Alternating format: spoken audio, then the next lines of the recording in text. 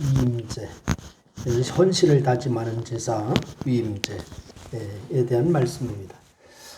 기원전 327년 늦은 봄에 마게도냐와 알렉산더 대왕이 페르시아 정복을 한 후에 인도로 이제 또 진격을 할 때의 이야기입니다.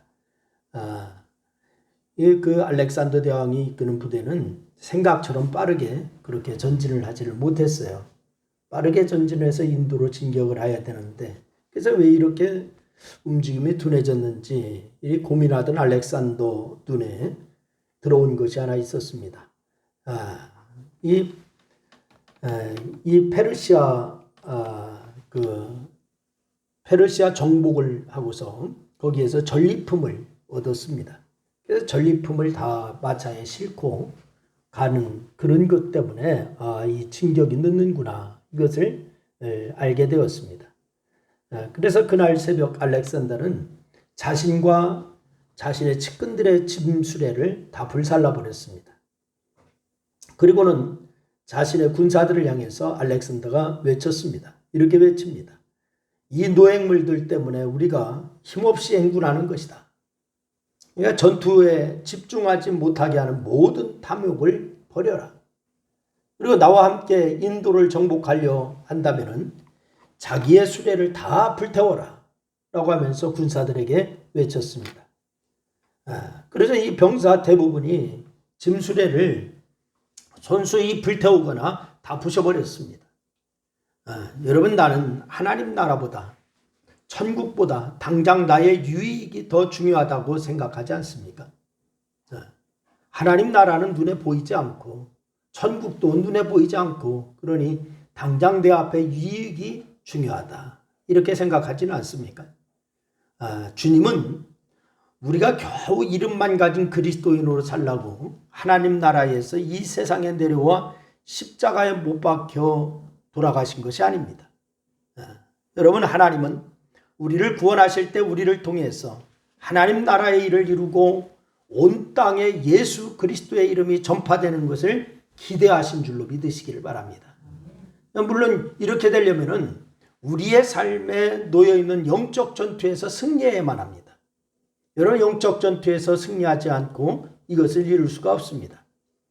우리가 그동안 번제, 소제, 화목제, 속제제, 속건제, 이 5가지 제사를 말씀을 같이 나눴습니다. 근데 이런 모든 제사는 세상에서 하나님을 붙잡고 살려고 애쓰는 사람들의 신앙적인 표현인 거예요. 그래서 하나님을 붙잡고 살려고 하는 의지가 없는 사람은 이런 제사와 사실 상관이 없습니다. 5대 제사지요. 그런데 오늘 우리는 다시 한 개의 제사를 더 말씀을 살펴보려고 하는데, 이 제사는 신앙을 가진 사람이 하나님을 위해서 헌신하고 충성할 것을 다짐하면서 드리는 그런 제사입니다. 그 제사는 5대 제사에 포함되지 않지만은 바로 그런 제사는 위임제라고 얘기합니다. 뭐라고 한다고요? 위임제. 먼저 위임제가 어떤 것인지 단어의 뜻을 말씀을 드리면은, 위임제라고 하는 말은 히브리어로 밀루임이라고 얘기를 합니다. 이 밀루임이라고 얘기하는데, 이 뜻은 어떤 뜻이냐면 채운다, 완전하게 한다, 또는 충성한다, 뭐 이런 뜻이 있습니다. 채우다, 완전하게 하다, 충성한다, 이런 뜻이 있어요. 여러분, 한마디로 하나님을 위해서 일할 사람을 정해서 하나님의 일에 충성을 다짐하게 하여서 드리는 제사, 이게 바로 위임제입니다. 여러분, 위임제 제사를 드리는 방법을 간단히 소개하면은, 먼저 위임식 집례는 당시 모세가 맡았고, 위임받은 제사장들은 모세와 함께 예식에 사용할 물건을 그렇게 준비를 합니다. 그리고 위임제를 드리기 위해서 회막물 앞뜰에 이스라엘 백성의 대표자인 장로와 족장들과 레위지파의 그런 회막 봉사자들 모이게 한 후에 위임받은 사람을 불러서 목욕을 시킵니다. 목욕 제기를 하고 제사장 예복을 입고 준비된 거룩한 기름을 모세가 성막과 제단과 기구들에 바릅니다. 그리고서 대제사장 아론의 머리에 그 기름을 붓고 바르면서 제사장들은 머리에 기름을 바르게 되죠. 여러분 그리고 나서 속죄제, 번제, 위임제를 드리는데 이때 특별한 것은 뭐냐? 위임받은 제사장은 7일간 회막문 앞을 떠나지 않고 매일 첫날의 예식 순서를 반복하게 돼요. 첫날 했던 그 예식, 그것을 반복을 합니다. 매일 7일간 떠나지 않고. 그러면 이런 위임제를 드리는 이유가 뭔가? 바로 위임제는 성막을 세운 후에 드리는 제사죠. 성막을 세운 후에 드리는 제사. 그래서 성막을 세웠으나 그 성막에서 봉사하고 하나님께 제사 드릴 제사장이 아직 없는 상태입니다. 그래가지고 하나님이 명하신 성막에서 해야 할 여러 가지 일들을 진행할 제사장이 없어요. 성막은 세워졌는데, 예를 들면은 모든 제사는 누가 집례하게 돼 있어요? 제사장이 하게 돼 있다고. 제사장이. 그러니까 이 제사장들이 집례하게 되어 있는데 제사장이 없으니까 제사 자체가 진행이 될 수가 없는 거예요. 물론 아론도 있고 그의 아들도 있었지만은 그들은 아직 제사장이 아닙니다. 위임제를 통해서 제사장으로 임직하여서 기름 부음을 받기 전까지는 아무 일도 할 수가 없었던 거예요. 그렇기 때문에 위임제를 통해서 아론을 대제사장으로, 그의 아들들을 제사장으로 세우는 위임제를 진행한 거예요. 오늘날로 말하면은 뭐 취임식이나 위임식이나 뭐 이런 것이 되겠죠, 교회로. 여러분, 물론 후에는 제사장 임직을 위한 위임제는 계속 있었습니다. 그래서 이 위임제는 우리가 레위인도 제사장도 아니기에 우리와 별 상관이 없는 제사처럼 보일 때가 있어요. 그런데 물론 오늘 본문 중심의 위임제는 아론과 그 아들들을 대제사장과 제사장으로 세우는 제사, 이게 위임제거든요.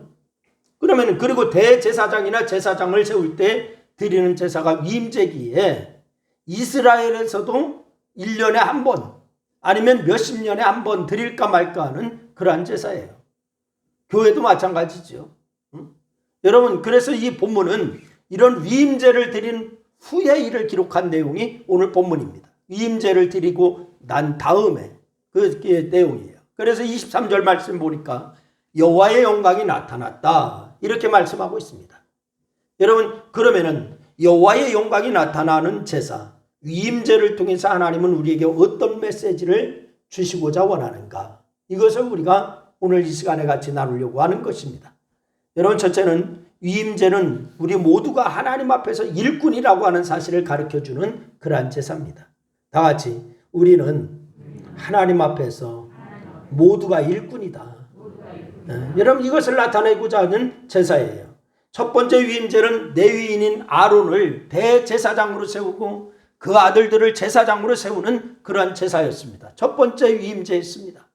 그런데 하나님은 12지파 중에 레위지파를 택하여서 하나님의 일을 전담하게 하셨어요. 12지파 중에 레위지파로 하나님의 일을 전담하게 하고, 그리고 요셉의 아들 므낫세와 에브라임을 각각 한 지파로 세워서 12지파를 세우셨어요. 그리고 이후에 레위지파는 전적으로 무슨 일을 하냐? 성막이나 성전에서 하나님의 일을 하는 그러한 지파가 되었습니다. 레위지파가 그 일을 하죠. 그렇다고 다른 지파는 하나님의 일을 못하는 것이 아니에요. 그럼 레위지파만 하면 되겠네, 다른 지파는 안 해도 되겠네? 아니에요. 사무엘상 1장 말씀을 보니까 사무엘이 나옵니다.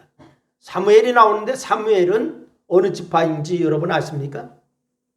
사무엘, 이름 많이 들으셨잖아요.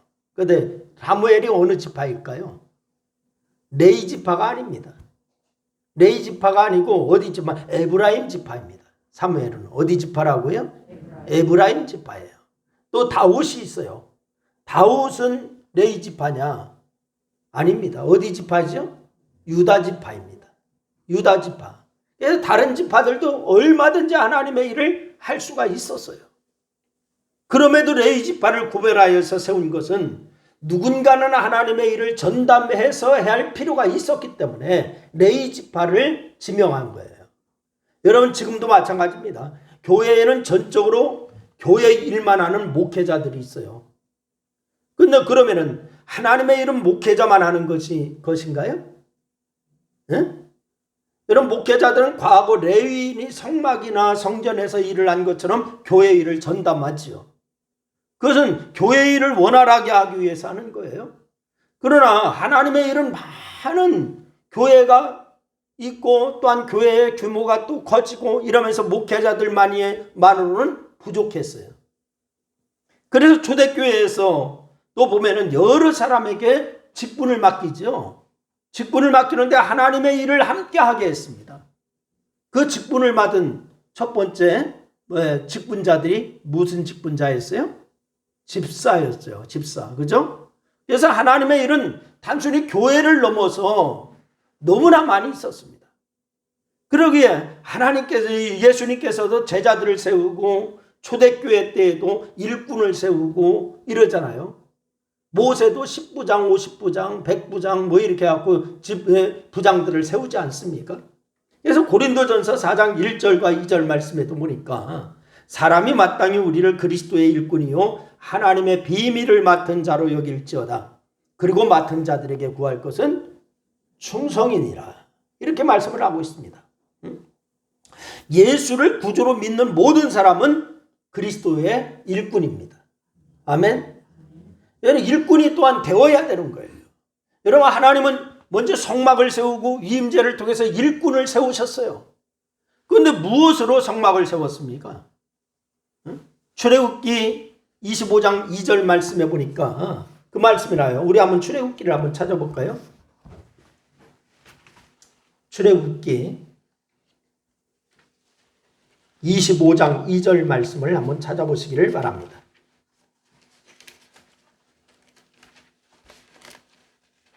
(25장 2절) 우리 다 같이 한번 같이 읽겠습니다. 25장 2절 말씀 시작. 이스라엘 자손에게 명령하여 내게 예물을 가져오라 하고 기쁜 마음으로 내는 자가 내게 바치는 모든 것을 너희는 받을지어다. 아멘. 성막을 세우는데 여기 보니까 이스라엘 자손에게 명령하여 내게 뭐를 가져와라?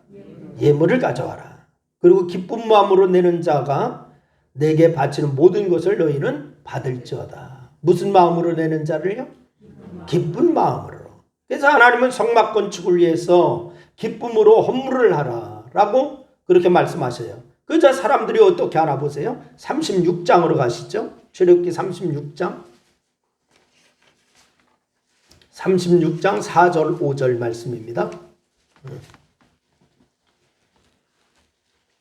36장 4절 5절 말씀 우리 다 같이 읽습니다. 시작. 성소의 모든 일을 하는 지혜로운 자들이 각기야 하는 일을 준비하고 와서 모세에게 말하여 이르되 백성이 너무 많이 가져오므로 여호와께서 명령하신 일에 쓰기에 남음이 있나이다.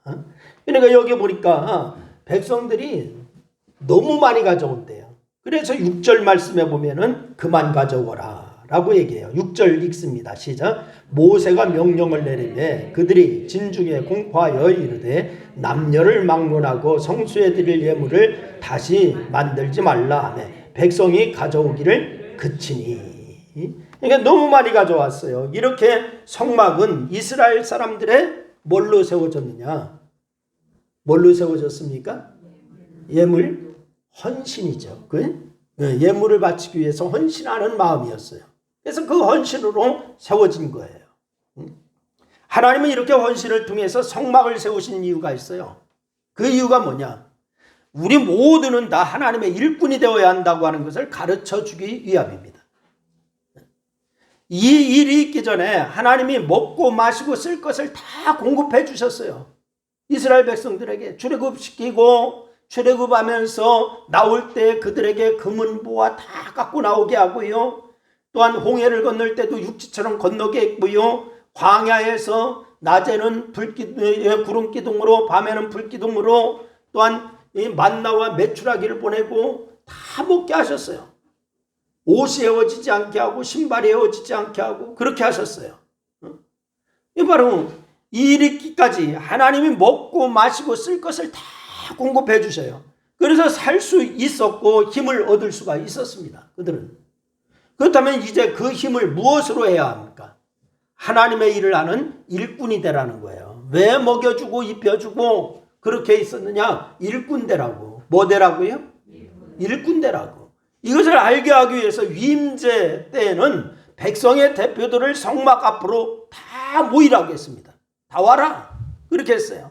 그리고 위임제를 통해서 우리는 하나님 앞에서 일하는 일꾼이라고 하는 사실을 배워야 됐습니다. 이것을 위임제에서 했어요.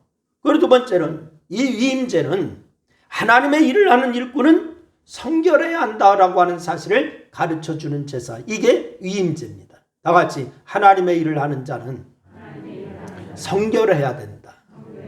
여러분 위임제를 기록하고 있는 레위기 8장 말씀에 보면은 위임제를 드릴 경우에 속죄제와 번제를 드려야 한다 이랬습니다. 오늘 본문 말씀도 마찬가지입니다. 위임제를 드리기 전에 번제와 속죄제를 드리고 위임제를 드리게 했습니다. 여러분 속죄제는 죄를 속하기 위해서 드리는 제사가 속죄제지요. 번제는 뭐예요? 번제는 뭐를 다짐하는 거예요? 헌신을 다짐하는 거예요. 헌신을 다짐하면서 드리는 제사가 번제고 속죄제는 죄를 속하기 위해서 드리는 제사입니다. 그러니 위임을 받을 사람에게 먼저 하나님이 원하시는 것은 뭐냐? 거룩과 성결을 원하시는 겁니다.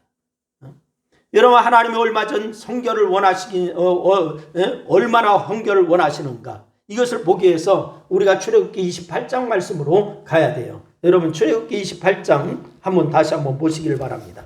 출애굽기 28장 36절 말씀을 보시기를 바랍니다. 28장 36절 말씀 한번 보세요. 36절 말씀 다 같이 읽습니다. 시작. 너는 또 순금으로 배를 만들어 도장을 새기는 법으로 그 위에 새기되 여호와께 성결이라 하고. 여호와께 뭐라고요? 성결이라 하고. 그렇게요. 그래서 이 대제사장인 아론이 여호와께 나갈 때에 여호와께 성결이라고 하는 패를 달고 나가라는 거예요. 여호와께 성결. 여러분이 늘 예배하러 올 때에 여러분이 성결한 마음이 있어야 하나님이 우리의 예배를 받으시는 줄로 믿으시기를 바랍니다. 이것은 하나님이 얼마나 성결, 즉 거룩함을 원하는지 알 수 있는 대목이에요. 대제사장은 하나님 앞에 나가기 전에 머리에 이 패를 착용하죠. 그 이 패를 착용하면서 대제사장이 무슨 생각을 할까요? 여호와께 성결이라고 하는 적은 패를 착용하는데 뭔 생각을 할까? 다시 한번 나는 성결한가를 생각하게 되는 거예요. 나는 다시 한번 성결한가? 하나님 앞에 내가 나가는데 내가 성결한 자인가? 이것을 생각하게 되는 겁니다. 그래서 성결하지 못한 부분이 있다면 회개하지 않겠습니까? 여러분 저도 마찬가지. 예배하러 나오기 전에 이제 예배를 준비하고 말씀을 준비하고 하면서 말씀을 쭉 준비하면서 목사가 설교를 하지만 설교하는 대로 다 사는 게 아니에요. 살지 못하는 것도 많아. 그렇게 살자라고 하는 거예요. 여러분이라잖아. 그래서 말씀을 준비하면서 그렇게 하지 못했던 거 하나님 앞에 회개하면서 다시 한번 말씀을 준비하고 말씀을 선포하게 됩니다. 여러분 그뿐이 아니에요. 하나님 앞에 나가기 전에 즉 성소나 지성소에 들어가기 전에 제사장은 반드시 성막 앞에 있는 물두멍에 서야 됩니다. 물두멍에 서서 자신을 물두멍에 비춰봅니다. 물두멍에 보면 물에 자기의 얼굴이 보이죠. 출애굽기 38장 말씀에 보면은 물두멍을 만드는 데 사용된 특별한 재료가 소개됩니다. 이 물두멍을 해망문에서 수종드는 여인들이 바친 놋거울을 사용했어요. 놋거울. 그래서 물두멍을 만들면서 놋거울로 사용하고 하니까 더 잘 보여. 그래서 당시에는 유리거울이 없습니다. 당시에는 유리거울이 없어. 오늘날에는 다 유리거울로 해서 이렇게 선명하게 보지 않습니까? 당시에는 유리거울이 없어요. 다 무슨 거울이냐? 놋거울입니다. 놋거울을 사용했는데 거울은 작지만은 여인들에게 아주 소중한 물건이 이 거울이에요. 놋거울이에요. 여인들은 시간을 들여서 거울 앞에서 화장을 고치고 옷매무새를 고치고 뭐 이러죠. 그래서 성막에서 일하는 여인들에게 이런 소중한 거울을 바치라고 하셨어요. 이것은 자신을 바라보고 자신을 꾸미기 위해서 쓰던 그런 시간들을 이제는 하나님을 바라보고 하나님을 섬기는 시간으로 사용해라. 이런 것입니다. 그래서 물두멍에 섰을 때 자신의 모습이 보이는 거예요. 또 제사장들은 물두멍에 물로 씻었습니다. 씻고 거울에 비추듯이 비추어서 자신의 하나님 앞에 어떤 모습인지 보라는 거예요. 그 죄를 버리고 거룩을 유지하라는 거죠. 우리가 하나님 앞에 설 때 이 성결과 거룩을 잃어버리면 안 됩니다. 이렇게 하나님은 제사장들에게 거룩과 성결을 요구하시죠. 오늘날 우리 성도들에게 하나님이 동일하게 요구하시는 것이 거룩과 성결인 줄로 믿으시기를 바랍니다. 우리 주님이 디모데후서 2장 20절과 21절 말씀에서 말씀하는 것이 있죠. 여러분 디모데후서 2장을 우리 한번 다 찾으시겠습니다. 디모데후서 2장 20절 21절 말씀, 20절 21절 우리 다 같이 한번 같이 읽겠습니다. 다 같이 읽습니다. 큰 집에는 금그릇과 은그릇뿐 아니라 나무그릇과 질그릇도 있어 귀하게 쓰는 것도 있고 천하게 쓰는 것도 있나니 그러므로 누구든지 이런 것에서 자기를 깨끗하게 하면 귀히 쓰는 그릇이 되어 거룩하고 주인의 쓰임에 합당하며 모든 선한 일에 준비함이 되리라. 아멘. 여러분 그릇이 다양한 것처럼 사람도 다 다양하다는 거죠. 여러분 그런데 아무리 귀한 금으로 만든 그릇이라도 깨끗하지 않으면 써요 안 써요?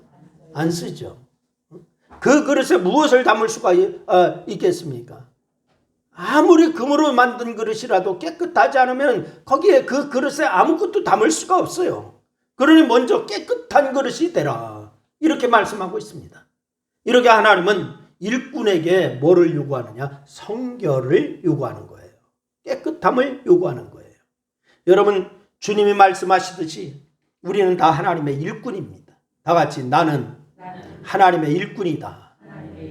그래요. 그러니 일꾼인 나에게 하나님이 원하시는 것은 죄를 버리라, 그리고 성결해라, 그리고 거룩해라, 이것을 요구하시는 줄로 믿으시기를 바랍니다. 예수 믿는 사람을 성도라고 하지 않습니까? 여러분 다 성도이신가요? 성도입니까? 여러분 예수 믿는 사람을 성도로 하는데 거룩한 물이라고 하는 뜻이에요. 성도라고 하는 것은 거룩할 성자를 써요. 그래가지고 거룩한 물이라고 하는 뜻이에요. 그 이유가 뭐냐? 거룩한 사람만이 하나님의 덕을 드러낼 수가 있기 때문에 그래서 성도라고 하는 거예요. 여러분 거룩한 사람만이 하나님의 영광을 드러낼 수가 있기 때문에 성도라고 하는 거예요. 여러분 디모데전서 3장 9절 말씀에 보면은 깨끗한 양심에 믿음의 비밀을 가진 자라야 할지니 이렇게 했어요. 무슨 양심에? 깨끗한 양심에 뭐를 가진 자? 믿음의 비밀을 가진 자. 여러분 깨끗해야 한다는 거예요. 그래서 이 위임제를 보면서 우리 모두가 거룩과 성결을 생각하여서 죄를 멀리하는 성도가 되어야 될 줄로 믿으시기를 바랍니다. 그리고 세 번째는 이 위임제는 하나님의 일을 하는 일꾼은 자신을 돌아봐야 한다라고 하는 의미가 담겨져 있어요. 다 같이 하나님의 일을 하는 일꾼은 자신을 돌아봐야 된다. 곧 성도는 자신을 돌아봐야 된다 이 말이에요. 여러분 위임 예식은 레위기 8장 33절로 35절 말씀을 보면은 며칠 동안 하게 돼 있느냐? 서두에 말씀을 드렸어요. 며칠 동안이요? 7일 동안 하게 돼 있어요. 7일 동안. 그러면은 위임식을 이렇게 길게 하는 이유가 뭘까요? 7일 동안. 그래서 한마디로 철저한 속죄의 은총을 체험하기 위해서예요. 속죄의 은총을 체험해라. 그래서 또 위임제가 끝나도 자신을 돌아보면서 살라라고 하는 그런 의미입니다. 여러분 사람들은 처음 마음을 잃어버리는데 첫 마음을 잃어버린 사람을 보면은 에베소 교회가 생각나죠. 처음 사랑을 버렸느니라 라고 얘기하지 않습니까? 당시 소아시아의 최대 항구 도시였던 에베소예요. 그리고서 에베소 교회는 정말 대단한 교회였습니다. 지금도 가보면은 에베소 교회 터가 있는데 얼마나 대단한가 짐작할 수가 있어요. 사도 바울이 에베소 교회를 개척한 이후에 아굴라와 브리스가와 사역을 함께 하기도 했고 디모데가 그리고 사도 요한이 이 에베소 교회에서 사역을 하기도 했어요. 1대 목회자가 사도 요한이군요. 그래서 사역자만 보아도 대단한 교회입니다. 사도 요한, 그리고 아굴라, 브리스가, 그리고 디모데, 사도 요한, 대단한 기라성 같은 그런 사역자들 아닙니까? 그 교회 목회자야. 대단해요. 그뿐만이 아니에요. 요한계시록 2장 2절로 3절 말씀에 보니까 우리가 잘 아는 말씀이 있습니다. 어떤 일을 했는지 나와요. 내가 내 행위와 수고와 내 인내를 알고 있다. 또 악한 자를 용납하지 않은 것과 자칭 사도라 하되 아닌 자들을 시험하여 그의 거짓된 것을 내가 드러낸 것과 또 내가 참고 내 이름을 위하여 견디고 게으르지 않은 것을 아노라. 이렇게 얘기합니다. 얼마나 열심히 일했는지 요한계시록 말씀에도 에베소 교회에 대해서 그렇게 얘기를 해요. 근데 에베소 교회는 주님을 위해서 수고를 많이 한 교회예요. 열심히 일한 교회예요. 근데 주님을 위해서 많이 참은 교회예요. 악한 자와 이단을 구별하여서 용납하지 아니한 성숙한 교회예요. 또한 열심히 있는 교회예요. 그래서 게으르지 않은 교회예요. 여러분, 모범적인 교회예요? 아닙니까? 좋은 교회예요? 아니에요? 좋은 교회예요. 그런데 이렇게 대단한 교회인데, 근데 문제는 뭐냐? 이런 열심과 수고가 계속되지 아니했다는 거예요.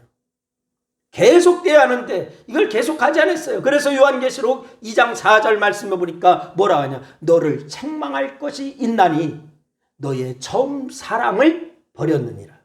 이렇게 얘기했어요. 처음에는 열심을 냈습니다. 수고도 많이 했습니다. 헌신도 많이 했습니다. 사랑하기도 했습니다.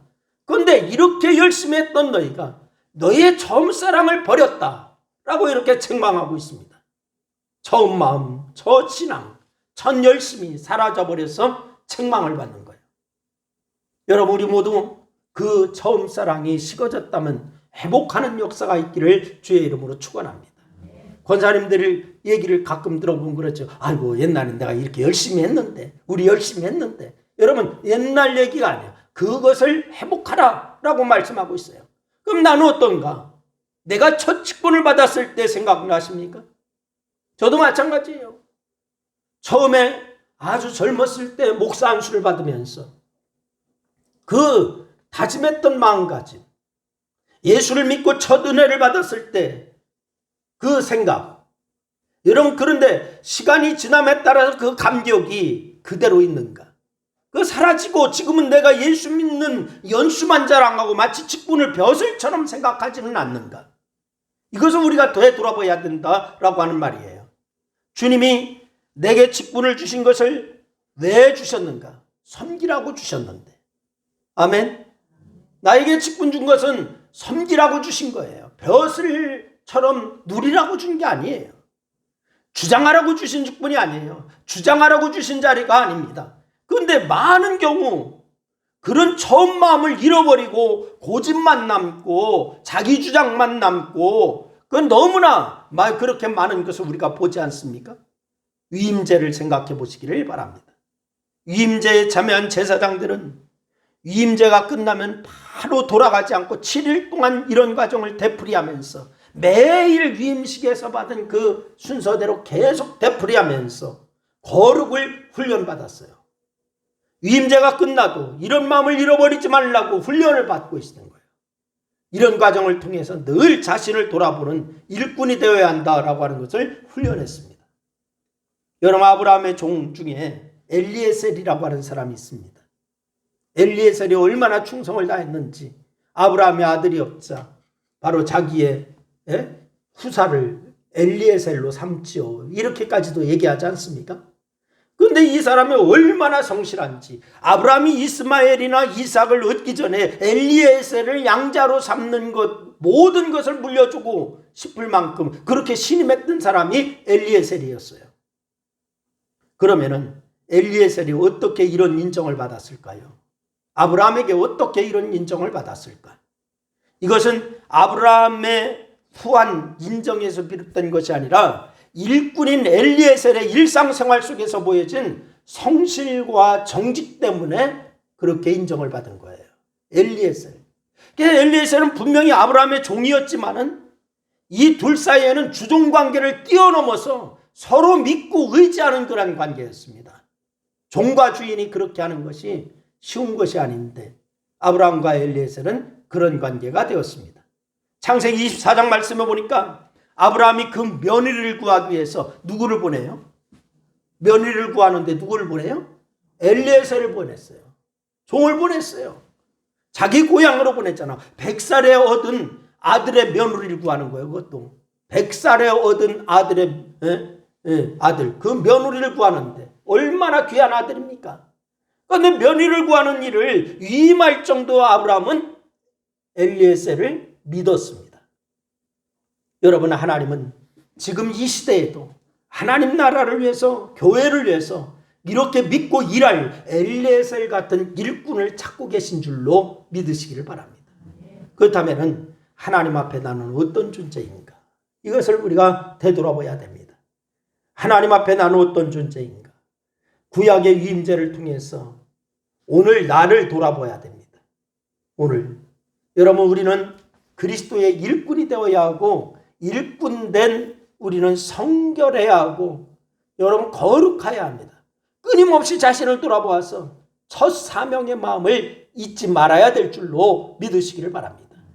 여기 여러분 안수 집사님, 권사님, 집사님 다 계신데, 여러분 이 마음이 오늘 이 위임제의 말씀을 통하여서 우리가 그 마음을 찾고 주님 앞에 더 바르게 서고 주님 앞에 인정받는 그런 역사 가운데 하나님의 영광을 드러내는 여러분과 저 모두가 될 수 있기를 주님의 이름으로 축원합니다. 기도하겠습니다. 하나님 아버지, 은혜와 사랑을 고맙고 감사합니다. 그동안 우리가 5대 제사에 대해서 말씀을 같이 나누고 오늘 이 위임제에 대해서 또한 말씀을 나누었습니다. 주님이 그렇게 원하시는 사람, 첫사랑을 잊지 않고 끝까지 충성을 다하고 성결하고 거룩을 유지하며 하나님의 마음에 합한 자를 찾는다라고 하는 사실을 오늘 말씀을 통하여서 깨달았습니다. 하나님, 저희들에게 그 마음이 이제 아버지 하나님이여 이제 식지 않게 하여 주시고 처음 사랑을 잊어버렸다면 되찾는 역사가 있게 하나님 도와주시옵소서. 이 시간도 함께 하셔서 감사하며 예수님의 이름으로 기도했습니다. 아멘.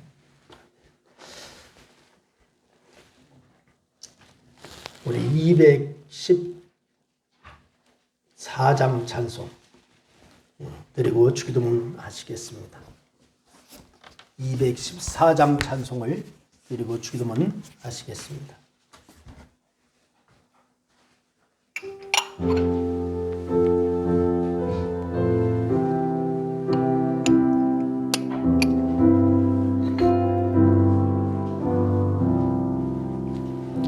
나 주의 도움 받고자 주 예수님께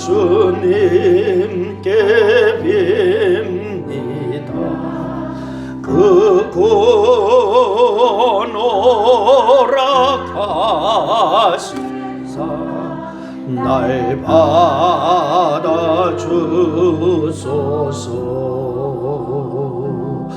내 모습 이대로 주 받으소서. 나로의 돌아가신 주 날 받아주소서.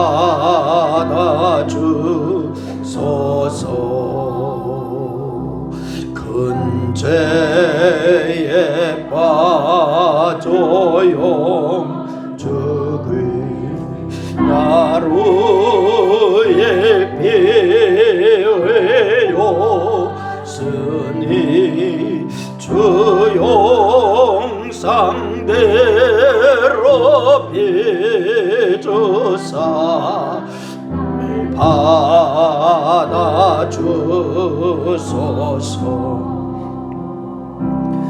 내 모습 이대로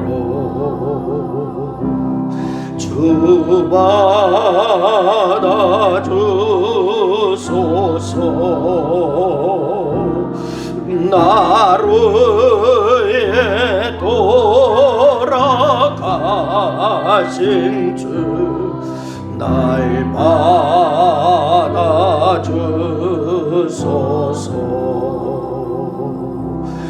내 힘과 결심 약하여 늘 깨어지기 쉬우니 주 이름으로 구원해 날 받아주소서.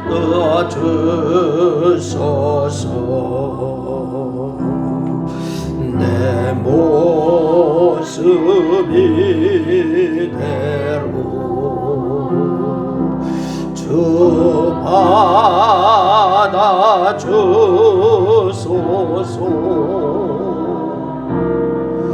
나루에 돌아가신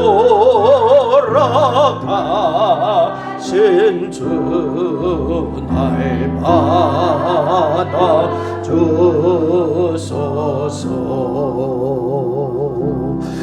내 주님 쏘신 바람에 나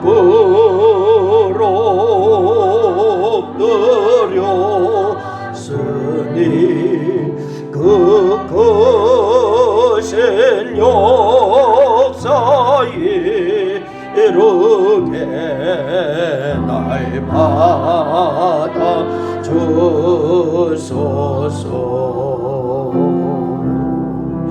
내 모습 이대로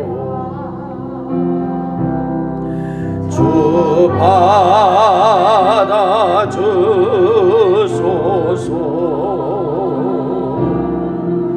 나루에 돌아가신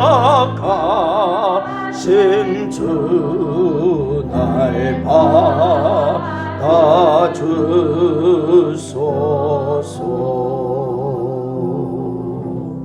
아멘. 하늘에 계신 우리 아버지여, 이름이 거룩히 여김을 받으시오며 나라의 모합시며 뜻이 하늘에서 이룬 것 같이 땅에서도 이루어지리이다. 오늘날 우리에게 일용할 양식을 주옵시고 우리가 우리에게 죄인 자를 사는 것 같이 우리 죄를 사여 주옵시고 우리를 시험에 들게 하지 마옵시며 다만 악에서 구하옵소서. 대개 나라와 권세와 영광이 아버지께 영원히 쌓옵나이다. 아멘.